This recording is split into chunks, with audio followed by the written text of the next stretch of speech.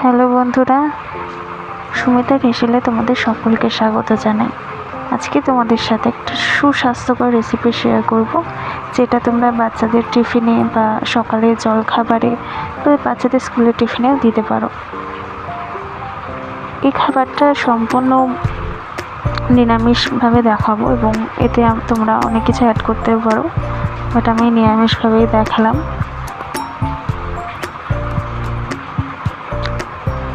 একবার বানিয়ে দেখো, খুবই ভালো লাগবে, খুবই টেস্টি হবে এবং পেটও ভরবে তোমাদের। আর বাচ্চাদের দিলে বাচ্চাটাও শেষ করে দেবে টিফিন। চলো বেশি দেরি না করে বানানোটা দেখে। প্রথমে দেখো, আমি হাফ কাপ পরিমাণ চিড়ে নিয়েছি, কাঁচা চিড়ে। সেটাকে ভালো করে আমি জল দিয়ে অল্প করে ধুয়ে নেব।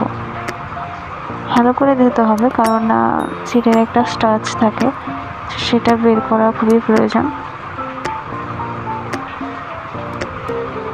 এটাকে 2-3 বার করে ভালো করে জল দিয়ে আমি ধুয়ে নিচ্ছি।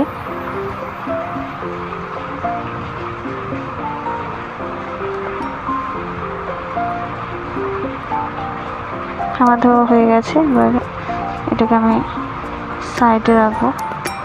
এটাকে একটু জল দিয়ে আমি ভিজিয়ে রেখে দেবো কিছুক্ষণের জন্য, যাতে চিড়েগুলো একটু ফুলে যায়। এটাকে এবার একটু সাইডে রেখে দেবো। দেখো, আবার সেই হাফ কাপ পরিমাণ আবার সুজি নিয়েছি।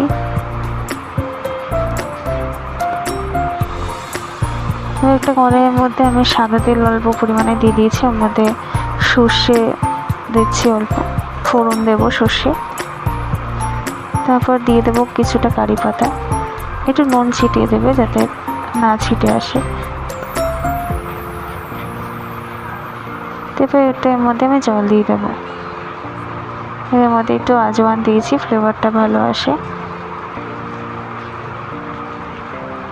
এর একটু রঙের জন্য কাশ্মীরি লাল লঙ্কা গুঁড়ো দিয়েছি। তারপরে সুজিটা আমি দিয়ে দেবো। সুজিটা ভালো করে সেদ্ধ করে নেবো জলের সাথে।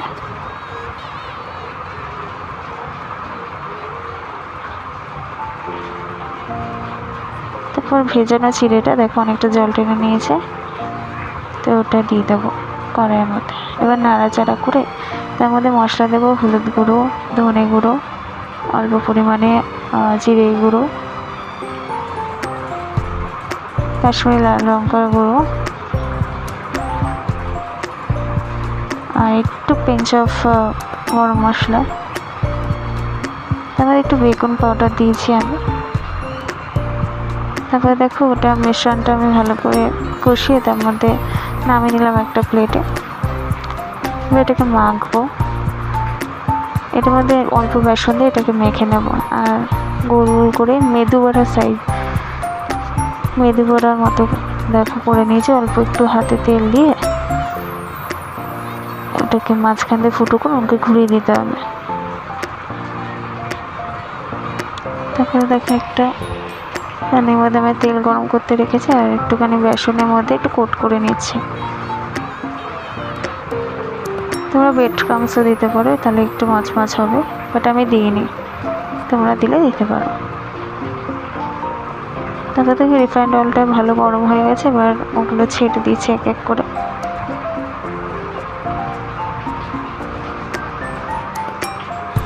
হালকা ব্রাউন হয়ে গেলে আমি তুলে নেব। দেখো হয়ে গেছে, কালারটা কত সুন্দর এসেছে দেখো।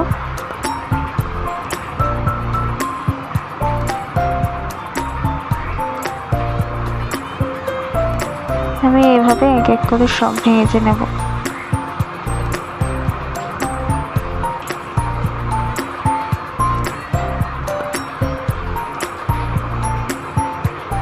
আমার সবকটা ভাজা হয়ে গেছে। তোমাদের কেমন লাগলো রেসিপিটা তোমরা অবশ্যই জানিও, আর প্লিজ সাবস্ক্রাইব করে দিও। আর পাশে বেল আইকনটা অবশ্যই প্রেস করে রেখো, যাতে আমার রান্নার ভিডিও তোমরা সবার আগে পেতে পারো। Thank you for watching. দেখা হচ্ছে নেক্সট ভিডিওতে।